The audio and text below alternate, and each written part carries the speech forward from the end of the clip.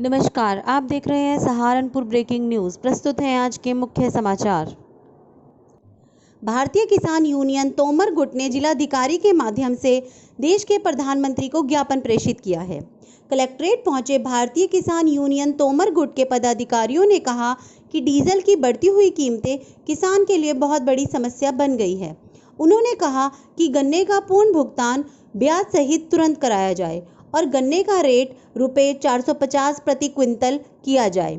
इस मौके पर जिलाध्यक्ष चौधरी सुखबीर सिंह, अशोक त्यागी, नवीन त्यागी, विशु त्यागी, रविंद्र चौहान, अजय पुंडीर और सलीम आदि मौजूद रहे। मेरा चौधरी सुखबीर सिंह, भारतीय किसान यूनियन तोमर से जिलाध्यक्ष। आज कैसे आए? ये डीजल पेट्रोल के जो दाम बढ़ रहे हैं ना, इसके उसमें माननीय प्रधानमंत्री जी को ज्ञापन देने के लिए आए।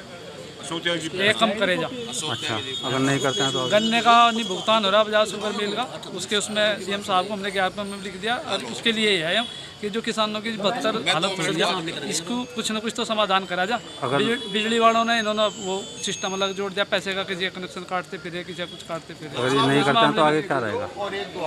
ठीक है जी, अगर नहीं होगा तो आगे क्या रहेगा? धरना प्रदर्शन करेंगे। अंबाला रोड स्थित सपा कार्यालय पर स्वर्गीय चौधरी राम शरण दास की 94वीं जयंती मनाई गई। इस अवसर पर नगर विधायक संजय गर्ग ने कहा कि चौधरी राम शरण दास समाजवादी पार्टी के सच्चे सिपाही थे। हमें उनके बताए मार्ग पर चलना चाहिए। उन्होंने कहा कि पार्टी को मजबूत बनाने में राम शरण दास जी का अहम योगदान रहा है। इस मौके पर पूर्व राज्य मंत्री सरफराज खान, महानगर अध्यक्ष आजम शाह, फैसल सलमानी, हरपाल वर्मा, नदीम कुरैशी आदि मौजूद रहे। आज समाजवादी पार्टी के संस्थापक प्रदेश अध्यक्ष, हम सब के नेता, बहुत लोकप्रिय किसानों के दिलों पर राज करने वाले आदरणीय चौधरी रामचंद्र दास जी का 94वां जन्म दिवस है। उनकी जन्म दिवस पर समाजवादी पार्टी के सभी कार्यकर्ताओं ने संकल्प लिया है कि इस लुटेरी सरकार को, जिसमें तमाम लोगों को के साथ विश्वासघात कर आपातकाल जैसी परिस्थितियां जो पैदा करने की कोशिश करने का काम किया है, उसे उखाड़ फेंकने का काम 2022 में सभी लोग अपने राष्ट्रीय नेता माननीय अखिलेश यादव जी के नेतृत्व में करेंगे। और सबसे दुखद घटना आज जो कानपुर में हुई, इसको लेकर सभी की सभी कार्यकर्ताओं में बहुत ही गुस्सा और शोक व्याप्त है, जहाँ हमारे 8 पुलिस कर्मियों को शहीद कर दिया गया, जिसमें 1 CO, 1 SO, 2 सब इंस्पेक्टर और 4 कांस्टेबल। वास्तव में इससे ज़्यादा विभत्स घटना मैं समझता हूं कि आज तक नहीं हुई। निश्चित रूप से अपराधियों का सरकार के साथ किस तरह का गठबंधन है, ये जो अपराधी और सरकार के बीच में जो गठबंधन होने के कारण अपराधियों के हौसले इतने ज़्यादा बढ़े कि उन्होंने पुलिस के अधिकारियों के ऊपर को भी शहीद कर दिया, उनकी भी जान ले ली। निश्चित रूप से आम आदमी की हालत क्या होगी, ये कल्पना से भी परे है।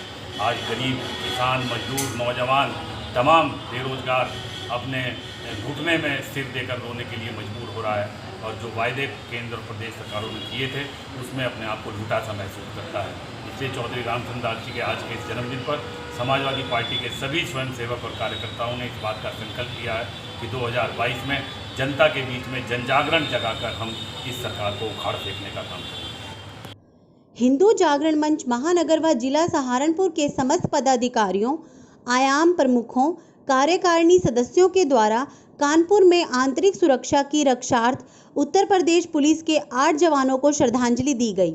इस अवसर पर ठाकुर सूर्यकांत सिंह ने कहा कि आरोपियों को सख्त से सख्त सजा मिलनी चाहिए।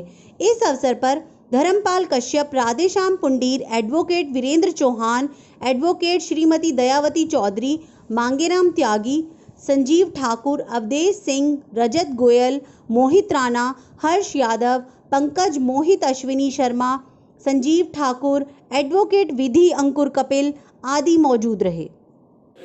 ये श्रद्धांजलि सभा जो कानपुर में पुलिसकर्मियों के साथ घटना घटी है, जिसमें अपने पुलिस के एक DSP और एक SO इंस्पेक्टर में सिपाही शहीद हुए हैं, उनकी आत्मा को शांति के लिए हिंदू जागरण मंच ने ये श्रद्धांजलि सभा आयोजित की थी और जिसमें सभी लोगों ने उनको श्रद्धासुमन अर्पित किए। वह हम प्रशासन से मांग करते हैं कि उस दुर्दांत आतंकवादी, यही कहूँगा कि अपराधी नहीं, वो आतंकवादी है और उसको आतंकवादी वाली सज़ा दी जाए, वो इसी योग्य है। भारतीय किसान यूनियन अम्बावत गुट के अधिकारियों ने डीएम से मुलाकात कर विभिन्न मांगे रखी। इस अवसर पर जिलाधिकारी के माध्यम से राष्ट्रपति को एक ज्ञापन प्रेषित किया गया। इस मौके पर जिलाध्यक्ष न्यू चौधरी ने कहा कि डीजल व पेट्रोल के बड़े दामों को वापस लिया जाए, डीजल पर किसानों को सब्सिडी दी जाए। इस मौके पर विनय कुमार, नीटू, सोमवीर राणा, विजेंद्र, सोमपाल आदि मौजूद रहे। सहारनपुर पुलिस को बड़ी सफलता मिली है। एटीएम मशीनें फाड़कर चोरी करने वाले गिरोह के 2 सरगना को मुठभेड़ के बाद पुलिस ने गिरफ्तार किया है। गिरोह के दोनों बदमाशों पर 25-25 हजार रुपए का इनाम था। सहारनपुर पुलिस ने मुठभेड़ के बाद दोनों बदमाशों को गिरफ्तार किया है। बदमाशों के कब्जे से 5,79,000 रुपयों की बरामदगी की गई है। पुलिस ने बदमाशों के कब्जे से थाना सरसावा क्षेत्र से चोरी की गई एटीएम मशीन को भी रिकवर कर लिया है। थाना सदर बाजार और थाना सरसावा पुलिस ने संयुक्त अभियान में मुठभेड़ के बाद दोनों बदमाशों को गिरफ्तार करने में कामयाबी हासिल की। आज एक अंतर जनपदीय गिरोह का जो एटीएम वगैरह लूट करते थे, चोरी करते थे, तो इस गिरोह का 2 अभियुक्तों को गिरफ्तार किया गया है। आप अवगत है कि कुछ ही दिन पहले हम इस गैंग का खुलासा करते हुए 2 अभियुक्तों को जेल भेज दिया था कि हमारे ज़िले में 14/15 और 16/17 में 2 एटीएम चोरी का घटना हुई थी, एक सरसावा में, एक सदर बाज़ार में।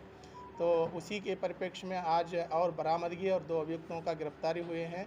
इसमें 2 एटीएम जो कटी हुई है उसका बरामद हुआ है। एक हमारा सरसावा थाना सहारनपुर से रिलेटेड है, एक जो हिंडन जो इंडस्ट्रियल एरिया दिल्ली से, वहाँ भी एक मुकदमा लिखा है, वहाँ भी इन्होंने चोरी किया था, उसके रिलेटेड एक एटीएम बरामद हुआ है।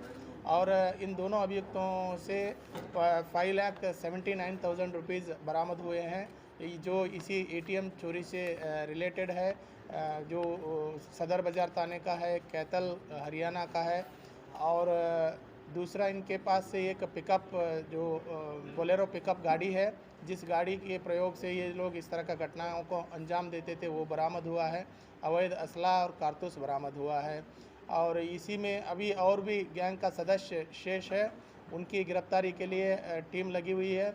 और शेष अभियुक्तों के जो ये दोनों अभियुक्तों के विरुद्ध जो प्रति हम लोगों ने 25,000 रुपये का इनाम घोषित किया था, और शेष अभियुक्त की गिरफ्तारी के लिए टीम लगी हुई है। जल्द से जल्द गिरफ्तार कर लेंगे और शेष माल बरामद कर लेंगे।